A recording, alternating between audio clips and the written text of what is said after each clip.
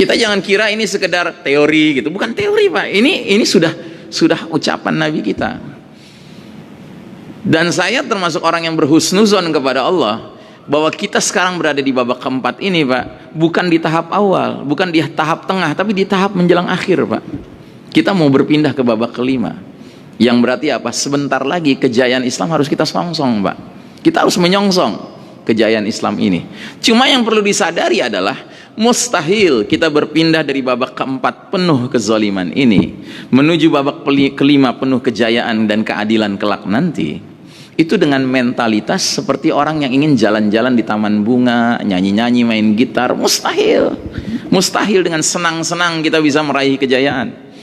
Kita harus menempuh jalan yang ditempuh Nabi dan para sahabat dulu, dan jalan itu penuh tetesan keringat, air mata, bahkan darah, ya, blood, sweat and tears gitu.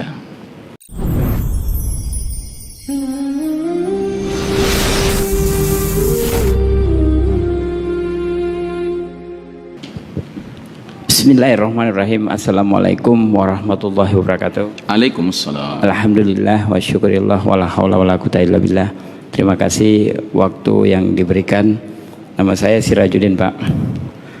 Ya, yang saya mau tanyakan, ketika melihat kondisi saat ini secara umum ataupun secara kebangsaan kita kan tentu mencintai yang namanya agama kita.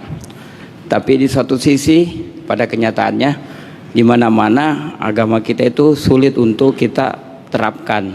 Bahkan kita mengalami suatu goncangan, ya katakan ditindas dalam kondisi apapun.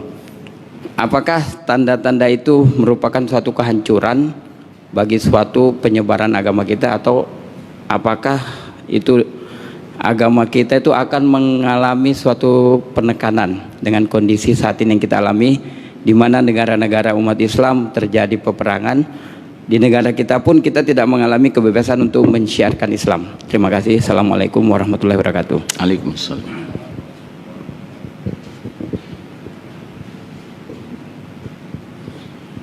Langsung jawab. Baik, Pak Sirajuddin, jazakallahu khairan atas pertanyaannya.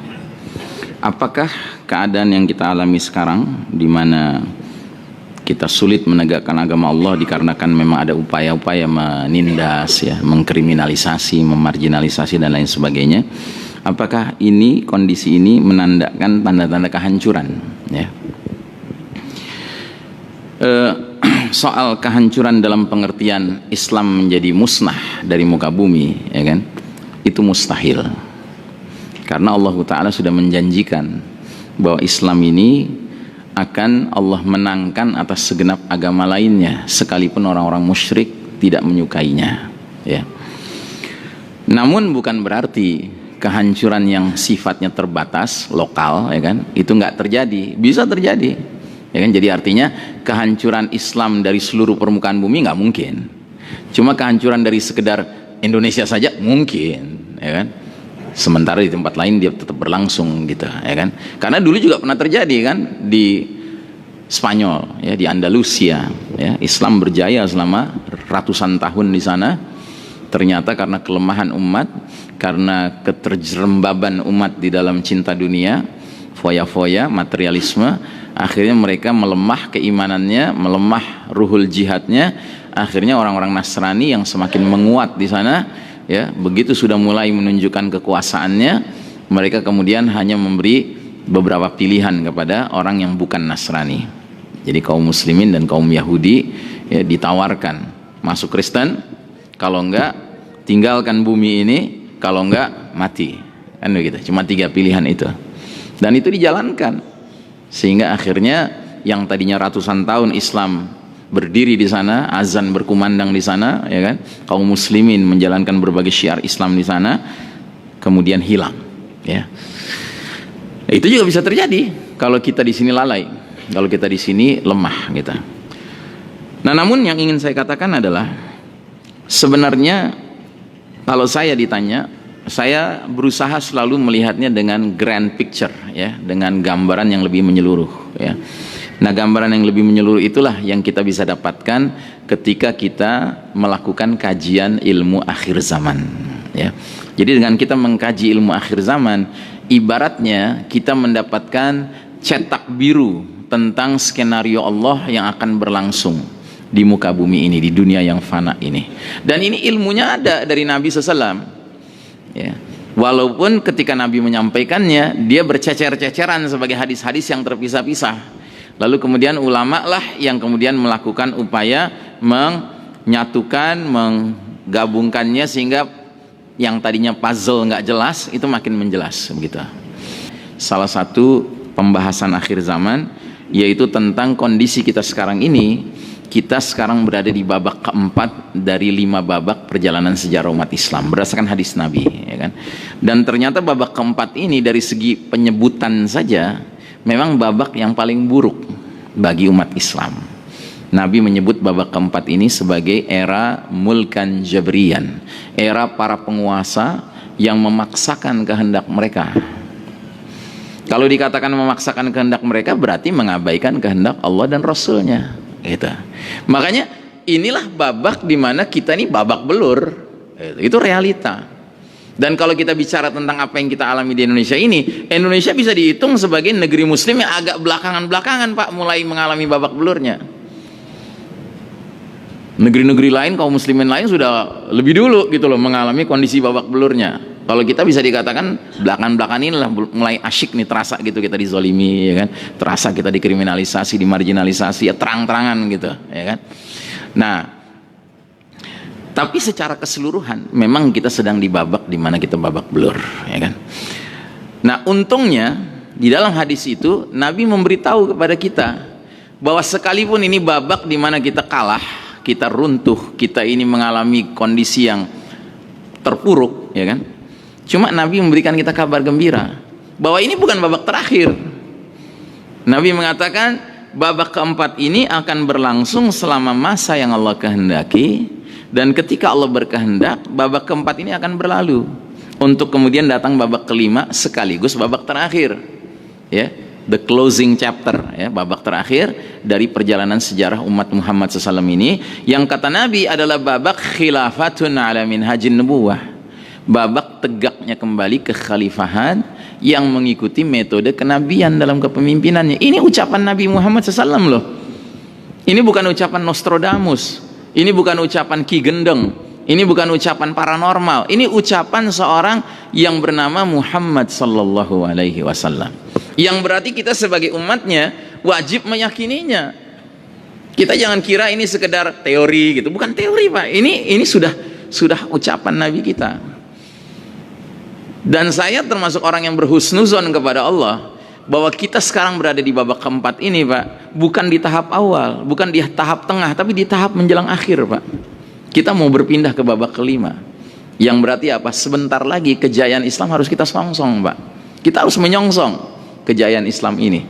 Cuma yang perlu disadari adalah mustahil kita berpindah dari babak keempat penuh kezaliman ini menuju babak kelima penuh kejayaan dan keadilan kelak nanti itu dengan mentalitas seperti orang yang ingin jalan-jalan di taman bunga, nyanyi-nyanyi, main gitar. Mustahil. Mustahil dengan senang-senang kita bisa meraih kejayaan. Kita harus menempuh jalan yang ditempuh Nabi dan para sahabat dulu, dan jalan itu penuh tetesan keringat, air mata, bahkan darah, ya, blood, sweat and tears gitu. Nah, cuma masalahnya masih ada sementara kaum muslimin yang menyangka jalannya bukan itu. Jalannya dan ikut permainan sekali 5 tahun itu, ya kan, yang mengeluarkan biaya begitu besar, yang kemudian melahirkan mimpi-mimpi baru lagi buat kita setiap sekali 5 tahun itu. Padahal pada hakikatnya ini permainan yang dibuat oleh yang mimpin dunia sekarang, al-Yahud wan Nasara gitu. Dan salah satu tanda penting bahwa kita akan beralih ke babak kelima Pak adalah tanda kiamat yang disebut zuhurul mahdi, hadirnya al-mahdi. Al-Mahdi itu akan berperan sebagai Amirul Mukminin fi akhir zaman, pemimpinnya orang beriman di akhir zaman, and he is the certified leader, dan dia adalah pemimpin yang dapat sertifikasi dari Rasul gitulah. Sekian ribu tahun yang lalu sudah diprediksikan oleh Nabi akan datang. Dan saya lagi-lagi termasuk orang yang sangat punya dugaan kuat, kelihatannya munculnya Al-Mahdi udah nggak lama lagi Pak. Nah, masa iya sih kita sedang menjalani sebuah masa menjelang the certified leader muncul, kita masih mau buang-buang waktu mengurus uncertified leaders gitu, dengan segala permainannya. Mari kita fokuskan kepada menyambut kedatangan sang pemimpin ini, ya kan, diri dan keluarga kita, ya kan. Cuma jangan salah, setiap kali ada berita gembira akan datang sesuatu yang sifatnya menggembirakan, bersamaan dengan itu akan banyak kesulitan. Itu selalu begitu, karena Allah ingin mendidik kita umat Islam ini menjadi umat yang tidak menerima kesenangan dengan harga yang murah. Terimalah kesenangan dengan kesulitan, dengan keberatan situasi dan kondisi. Makanya bunyi hadisnya begini, ubashirukum bil mahdiyyi yub'atsu fi ummati ala ikhtilafin minan nasi wa zalazil yamla'ul arda qistan wa adlan kama muli'at jawran wa zulman. Kukabarkan berita gembira dengan hadirnya diutusnya Al-Mahdi ke tengah umat ini saat perselisihan antar manusia menjadi-jadi, saat gempa semakin banyak terjadi, dan saat dunia ini dipenuhi dengan kezoliman secara merata. Dan hadirnya Al-Mahdi akan memenuhi keadilan secara merata, menggantikan kezoliman yang merata secara mendunia itu. Gitu. Jadi gitu Pak gambarannya Pak.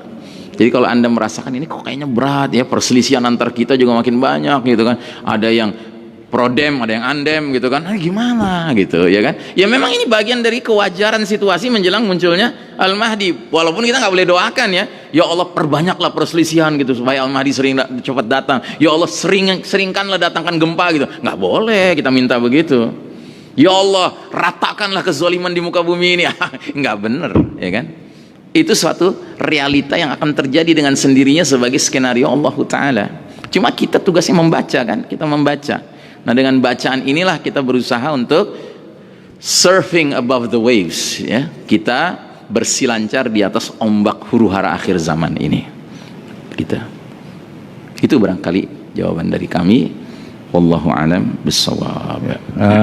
Ada satu lagi Ustadz dari pendengar radio edisi FM. Mungkin terakhir. Apa pendapat Ustadz mengenai Islam Nusantara yang menyanyi sebelum sholat 5 waktu? Mungkin itu pertanyaan terakhir. Iya. Ya ini sebenarnya bahagian dari dahsyatnya ghazul fikri, perang pemikiran, perang ideologi yang dilansir oleh musuh-musuh Allah. Ya. Kalaulah kita mau jujur dengan diri kita sendiri, kita sudah tahu bahwa Islam ini sempurna. Islam yang dibawa Nabi Muhammad SAW itu sempurna. Ya. Sampai-sampai kita dianjurkan membaca wirid setiap pagi dan sore, raditu billahi rabba wa bil islami dina wa bi Muhammadin sallallahu alaihi wasallam nabiyya. Aku ridha ya Allah engkau sebagai Rabb, aku ridha ya Allah Islam sebagai din, jalan hidup, dan aku ridha ya Allah Nabi Muhammad SAW sebagai nabi. Ya. Jadi artinya apa? Artinya Islam ini terlalu besar tradisinya untuk kemudian seorang muslim merasa dirinya hebat dengan memunculkan gagasan sebuah Islam yang terlokalisir gitu loh. Aneh sekali. Islam ini terlalu besar tradisinya untuk kemudian orang bikin Islam Nusantara, ya kan? Atau mungkin kalau di Mesir bikin Islam Firaun gitu ya kan. Ya bisa aja gitu. Di Indonesia bikin Islam Nusantara, di Mesir ya kan orang-orang yang sangat Egypt minded ya kan, Mesir minded gitu kan, berpikir kita bikin Islam versi kita yuk, Islam Farao gitu. Supaya nggak ketahuan bahwa itu maksudnya Firaun gitu. Islam Farao ya karena apa? Tradisi kemesiran kan gitu. Ya kan? Aneh, Pak, itu aneh. Jadi jangan lagi kita bicara hukumnya, Pak. Ini sudah aneh gitu. Dan mana ada Nabi SAW menganjurkan baik secara lisan apalagi mencontohkan bahwa sebelum sholat itu nyanyi dulu. Nggak ada, apapun nyanyiannya gitu. Jangankan lagi khusus nyanyiannya terkait dengan kebangsaan tertentu gitu ya. Nyanyian pada umumnya saya nggak ada dicontohkan gitu loh. Dan nggak ada anjurannya dari Nabi. Yang ada adalah ketika kita menjelang menunggu qomat ya kita berdoa, memohon kepada Allah. Emangnya nyanyian itu doa? Bukan juga, isi nyanyiannya bukan doa. Gitu. Dan kalaupun doa ngapain pakai nyanyi? Gitu. Doa ya sendiri-sendiri. Jadi saya nggak mau terjebak untuk memberi hukum ya kan, apa hukumnya? Ya cukup kita melihat dari kemurnian ajaran Islam ini yang ternyata sangat besar tradisinya, mau dipersempit dengan membentuk ya kan ide, gagasan Islam yang terlokalisir. Mau terlokalisirnya Nusantara kah? Terlokalisirnya Malaysia kah? Terlokalisirnya Mesir kah? Turki kah? Tapi yang pasti itu bukan Islam yang dibawa Nabi Muhammad SAW. Gitu. Sebab kalau ada Islam Nusantara, yang jadi pertanyaan nanti nabinya siapa? Gitu. Iya toh? Mungkin pertanyaan yang lebih serius lagi adalah Tuhannya siapa? Gitu. Itu pertanyaan lebih serius lagi. Tapi ya kita jangan masuk ke situ. Cukup kita tanya nabinya siapa? Gitu, ya kan? Karena kalau dia meyakini itulah Islam yang benar, lalu bagaimana dia bisa bersaudara dengan saudara muslimnya yang datang dari Mesir misalnya gitu kan? Nggak akan dong dia bisa bersaudara, nggak mungkin dong. Karena apa? Yang saudara yang Mesir itu Islam Nusantara bukan? Nggak mungkin dia mau menerima Islam Nusantara. Sebagaimana kita kalau pergi ke Mesir, kita diharuskan sama orang-orang Mesir yang Mesir minded gitu kan, untuk menerima Islam Farao. Gitu, ya kita tolak dong, ya kan? Dan itu akan menyebabkan apa? Ya centang perenang lah umat Islam. Padahal datangnya Islam ini justru untuk menyatukan hati-hati yang berasal dari berbeda-beda warna kulit, berbeda-beda bahasa, berbeda-beda latar belakang. Masya Allah, seperti yang dicontohkan oleh generasi terbaik para sahabat radhiyallahu anhum ajmain. Ingat, para sahabat Muhajirin Ansor itu nggak semuanya Arab, nggak semuanya Arab. Ada Suhail Ar-Rumi, Suhail orang Romawi. Ada Salman Al-Farisi, Salman orang Persia. Ada Bilal Al-Habsyi, Bilal yang orang Habasyah, orang Ethiopia. Gitu. Tapi mereka rukun. Gitu. Dan nggak ada Nabi bilang, ya kan, bahwa Nabi itu mendakwahkan Islam Quraisy. Bukan Islam Quraisy, Islam. Udah. Gitu. Jadi nggak usahlah kita menghabiskan waktu dengan melayani gagasan-gagasan yang pada dasarnya nggak cocok, udah nggak kompatibel dengan dasar ajaran Islam itu sendiri. Islam ini rahmatan lil alamin, rahmat untuk segenap alam semesta, bukan rahmat bagi Nusantara doang, enggak, dia rahmat bagi segenap alam semesta. Kok kemudian dikecilkan maknanya menjadi Islam yang sekedar se-Indonesia, se-Nusantara, ya. Ini tampak-tampaknya ada efek dari Ghazul Fikri yang masuk kepada penggagas-penggagas Islam Nusantara itu, ya kan? Mudah-mudahan kita terlindungi dari efek Ghazul Fikri apapun bentuk dari efek itu, ya.